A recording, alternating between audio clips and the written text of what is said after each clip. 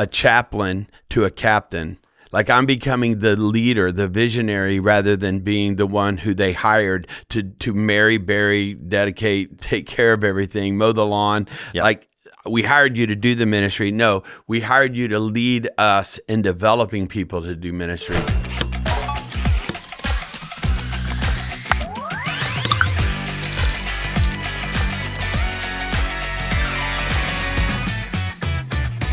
Hey, welcome to the Breaking 1000 podcast. I'm your host, Mark Brewer, and I've got Scott Wilson and Hunter Wilson, and we're going to dive in. One of the things that pastors deal with over and over is just doing too much. Mm-hmm. They're answering every email. They're showing up to every hospital visit. They're leading every meeting. They're putting every agenda together. They're showing up to every ministry.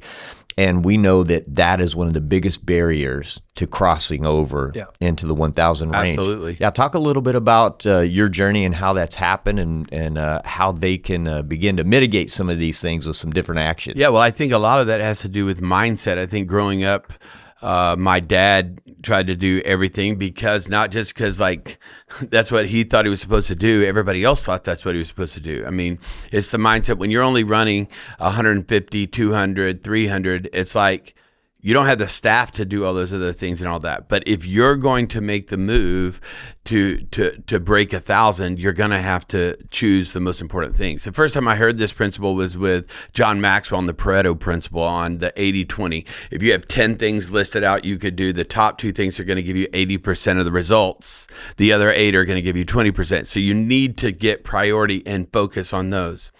So, I don't know, you guys probably have heard this a million times, but the first thing I did when I became pastor, the first board meeting I ever had, I was walked in and I asked everybody to take a 3-5-5 card and write down, hey, a year from now, I just became pastor, you're going to evaluate. This is the board? Yeah, the board. So there I'm going, like, you guys are going to evaluate whether it's like official or unofficial. Did we make a good move hiring, Scott or not?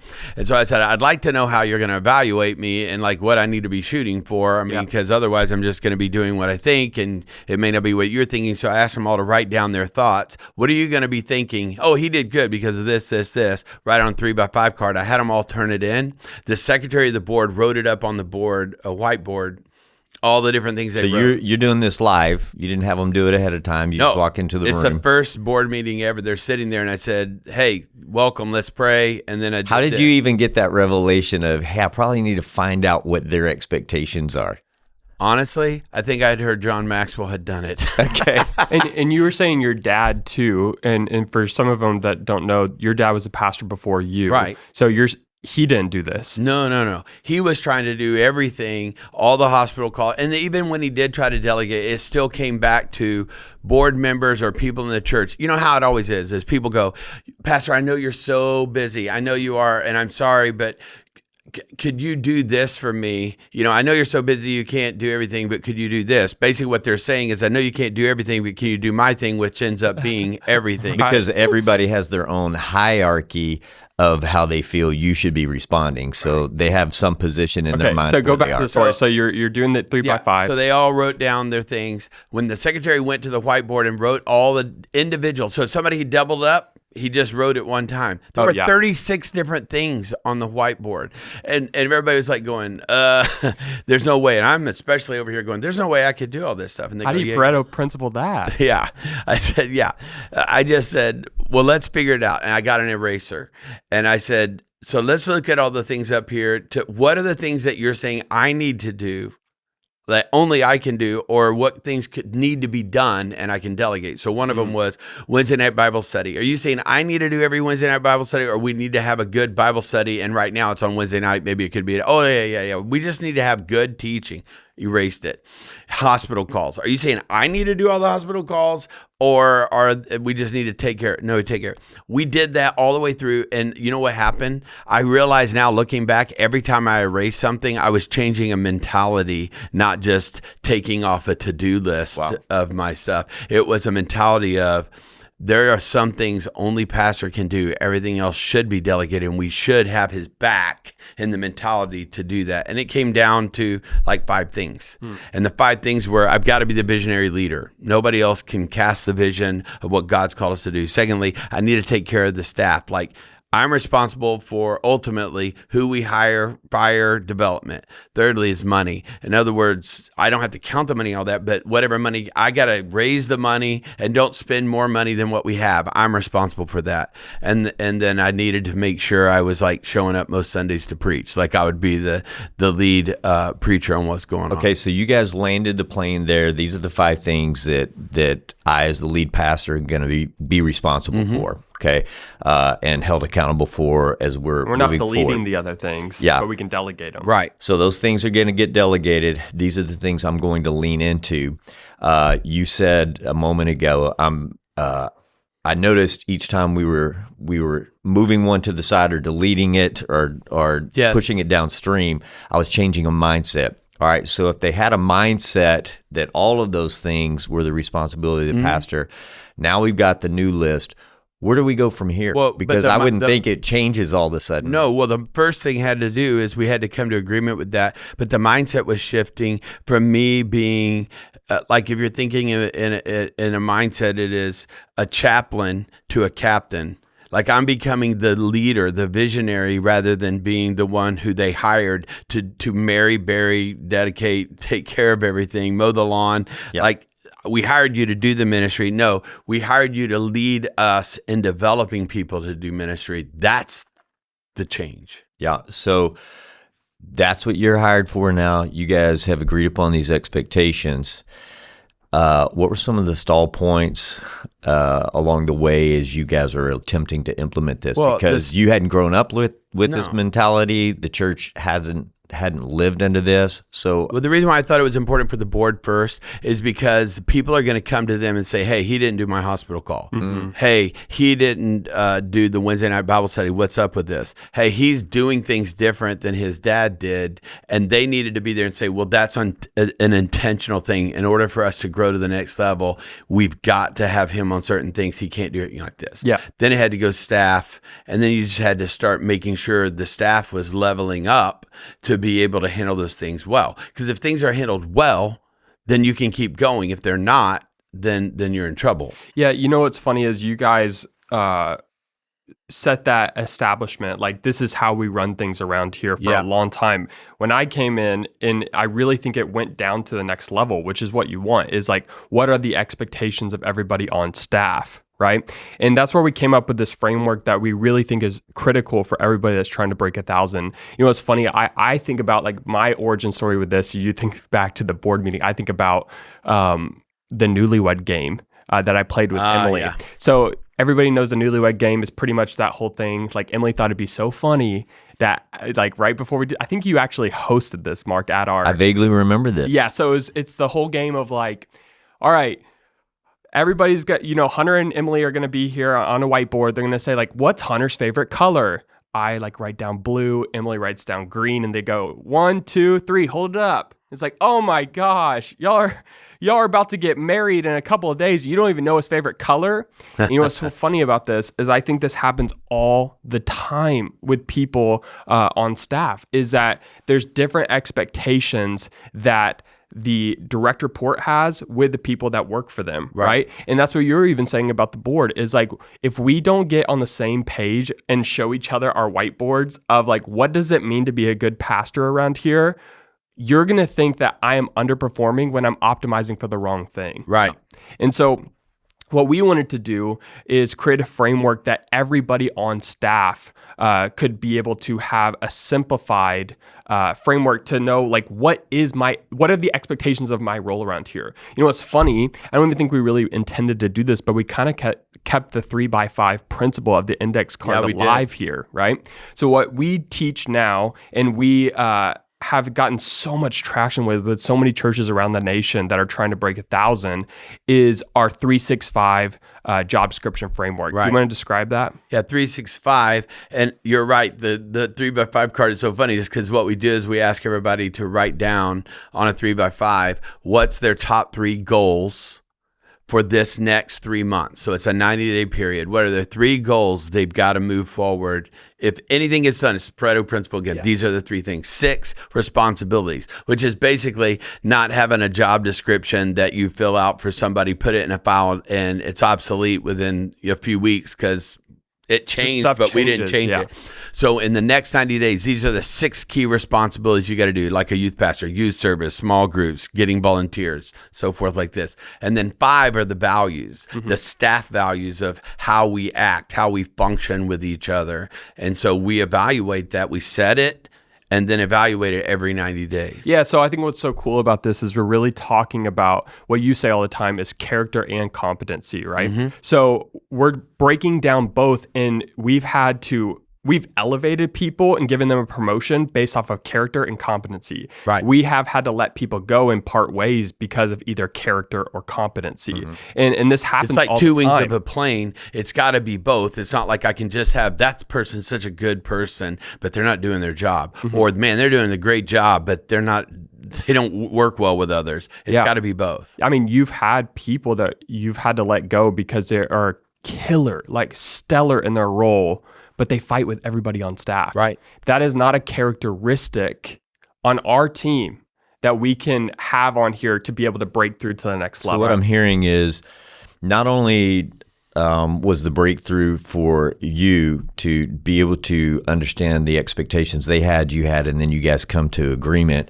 This framework has been driven down through the rest of the organizations and successful organizations, churches that are breaking through this barrier and beyond, because there's a lot of information that goes through our minds over the course of a week, over the course of a month, over the course of a quarter or a season. And to have a document that you can keep coming back to so you're not twisting off, going this way and that, this is providing a really simple document to go back to. Yeah, and I think we could talk about the actual characteristics of it, and then maybe we could go into like how we evaluate behalf of it so it can evolve over time. That may be a good use of our time in this. So first of all, I think what happens here is maybe we start at the 6. And of course, if you haven't caught on this 365, because we come from a pastoral background, we have to live these things out 365 days out of the year, you know? And then on leap year, I made that up. I made that You up. did? Yeah. 365. Well, that's a good one. Yeah, it is a good one. So on this, let's start with the 6. 6 is what you think of when you really think of a job description. These are the, like Tiago Forte talks about, the areas of responsibility, right? So areas of responsibilities are the things that I do that I am responsible for that have standards to be maintained. So let's talk about the youth pastor, right? The youth pastor has 6 responsibilities, right? That might be the Wednesday night service. That might be parent communication. That might be small groups. These are the standards that have to be maintained. Like to be a good youth pastor here, let's get on the same page here. These are the 6 responsibilities that I want you to do. But here's the thing about standards is at least we want you to maintain them. Maintain the standards. Yeah. But high performance really comes down to not just maintaining standards, but advancing them. Right. We want to make things better. Right. And a lot of people, that is part of their team values that they have in their 5 is that we don't just check off the check boxes, we make things better around here. So that's where the goals come in. And that's where the 3 comes in, right? So over the next 90 days, if we're talking about the 6 are like areas that have standards to be maintained, goals are projects that have to come to a conclusion over the next 90 days. Now, these goals might be something that take all year, but the first phase of it happens in 90 days and we build momentum, right? I want to see that out of the responsibilities that you have, you are making forward momentum and making things better with the 3. And we're going to agree upon what are the most important things that you can prioritize. And so now me as a pastor with that staff member, we're on the same page, just like the board with me, on this is what I'm going to evaluate you on in 90 days, that these 3 things have moved forward and these 6 things have been taken care of. Yeah, and I think goals really come from advancing your responsibilities. I think that's the primary filter that I would teach inside of this. And so let me give a personal example. One of the responsibilities of my life, my 6, is that I'm a dad. Okay, I am a dad, and I want to at least maintain standards there of whatever I believe being a good dad means, right? My 3 might be that in this season, potty training Charlie is something that is going to be able to take grounds over the next 90 days. Does that make sense? So that's in your personal job description, not in the one for your job. Yeah. If you say hey boss, I'm potty training my kid right now. That might not work out. But yeah, inside of this, maybe it's okay, so we're talking about one of the things that we want to do is engage kids inside of small groups, right? So maybe what we're going to do for the fall is have like a small group fair type of thing. That's the biggest thing that we want to do for the three over the next 90 days. Does that make sense? Yeah. So usually goals come from advancing what you're already responsible for and taking new ground or conquering new ground inside. I think what we're talking about here is very important, like from the original question here of pastors doing so many different things, is number one, you've got to have a set of what's most important, a priority list. Number two, it's got to be known by the key players that you're working with in the evaluation. And thirdly, there's got to be an evaluation that's going on so that we're saying, did we or did we not meet or exceed in the three? Yeah, and I think at the beginning when you were creating your 365, it really starts with the evaluation. It's like the first thing you do is evaluate, are we on the same page? Because what we're about to do is, let's just say you're the boss, I'm the youth pastor, right?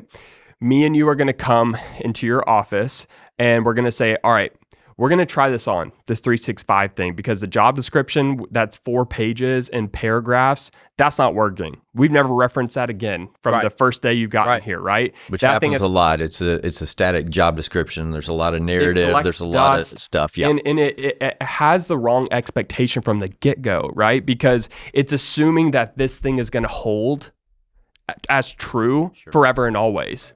But that's not how we think about church, and that's not how church is. Yeah. It's so dynamic. It changes all the times as maybe your job changes because you now have a person that reports under you. Okay, you know what's a part of your description now is holding them accountable and managing the people on your team. Maybe the focus of the church changes because we have new goals now. Maybe we've now gone multi-site and you're the core youth pastor now that's leading the other campus. Like there's so many ways that this changes, and the original job description doesn't hold up. But 365 is a job description that can adapt. It holds solid with the framework. The framework is written in ink, but the actual bullet points of the 3, 6, and 5 can adapt as we do. Right. Does that make sense?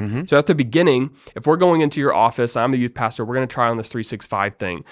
We believe the best way to do this is that you create my 365 and I'm going to create my 365. And you go first, because I want to see what's in your mind and what you're thinking is most important. I love when you teach on this. Can you talk about like, what do you mean there? Like you're trying to see what I'm thinking. Because I don't, the thing isn't just us getting on the same page. It's that I got to start where you're at. If I don't meet you where you're at in your thinking, I can't help you grow on that if it needs to grow or change. Yeah. So the first thing is, instead of me just thinking, I know that you know what I know and what I think and how I see it, I need to go, wait a minute, I may not know. Let me hear from you. And so I want to hear from you what you think your 6 responsibilities are in order. 1, 2, 3. And I'll go, you know what? No wonder we're a little bit off. You've got 6. This one's 6 and it should be 1. You're not trying to play a gotcha moment. No. Of just like, okay, everything you just put there, completely wrong, right? The likelihood that both examples we've already used, the board situation where they wrote 36 with the newlywed game of blue and green, that is probably over 50% going to happen. Right. Probably over 75%. Most of the time, it isn't like it doesn't have, the youth pastor doesn't have youth service on there, okay? Yeah. But a lot of times it'll have stuff on there like game night, or I'm making stuff up. Sure. They've got something on there that I'm going, okay, I think you think that's more important than I do. Yeah. What I think is more important, that you have more volunteers and you're training more leaders. You get what I'm saying? Yep. So there's a nuance there of order and focus. And then the 3 is where we're going to say, I'd like you to be more focused on moving these things forward, and they may have something else. And a lot of times it's a siloed deal, is that sometimes my youth pastor has in his mindset, I want to have the greatest youth ministry in the world. And I'm more of being focused on, I want them to have the greatest youth ministry we need them to have in alignment to who we are as a church in our community. So the big idea isn't top down as much as it is, let's collab and let's come to agreement on what it is we want to do and what I'm responsible for in that overall. Yeah, and I think all of this really comes down to the best way to get started with this is let's try this on. And can you talk about that? Because we teach that a lot, is we don't want to come in and be like, all right, guys, I listened to this one podcast, and we're going to change everything. Forever. The try-on. That's the biggest fear that most staff teams and even boards have is, hey, this is how we're doing it, and we're doing it like this forever. So we talk a lot about, hey, we think this is the direction we're supposed to go. We think these are the responsibilities of the lead pastor.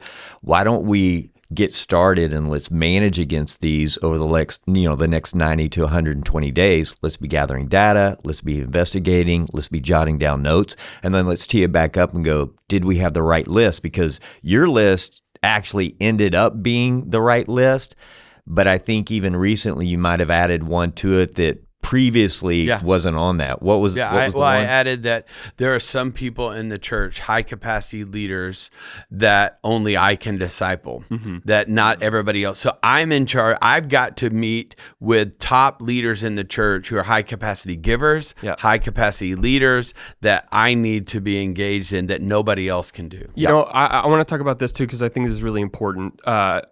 The 5 team values are really the characteristics. So a lot of people are going to try to squeeze in their core values of their church into the team values of 365. Maybe that works. It depends on who taught you core values, because you read 20 different books, you're probably going to get 21 different ways to understand what core values are. There's just a lot in creating definitions here. But the definition that we have on the team values is basically, what are the characteristics that our team is going to have and share as a collective?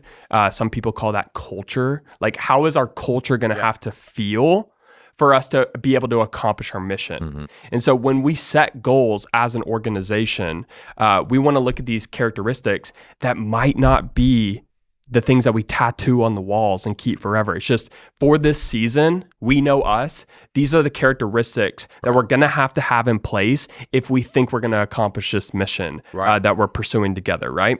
And what's cool about the evaluation inside of this is maybe we just try this on with one of the levels in the hierarchy, right? Like, maybe it's just a pastoral staff Let's go practice this and see if we can beta test this. Or maybe there's somebody that loves change in your organization and they're your direct report, and you just try it on with them for the next 90 days, right?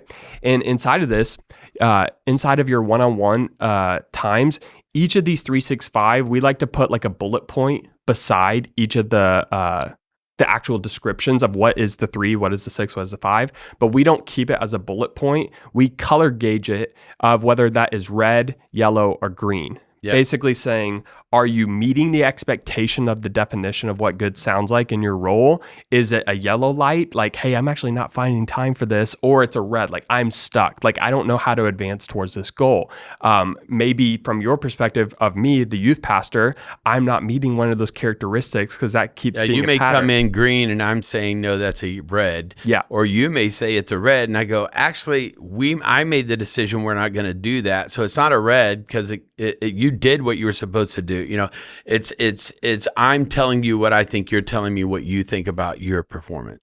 So on this, basically, just like final thoughts on this, I guess, is 365 is so much easier for people to understand the number one question that they want to know from you as their direct report. Do you think I'm doing a good job? Right. Everybody is wondering. And instead of it being subjective, like what you did yesterday, or like how I just feel from what you just said, it's an objective way that we're clear on how you're getting graded. Every 90 days together, we're playing the newlywed game again. Guess what? We started this with the lead pastor question. Right. I have a 365 every time. I'm telling everybody what it is. And my accountability is my report to everybody at the end of it of, yes, I did my 3. Yes, I did my 6, or, hey, this is where I think I need to grow, like that. Awesome. All right, let's land it there. In fact, if you have a question, we would love to tee that up in our podcast. And so if you do, you can send it to hey@readysetgrow.church, and it would probably land on a future podcast. Thank you, Hunter. Thank you, Scott. And we'll see you next time.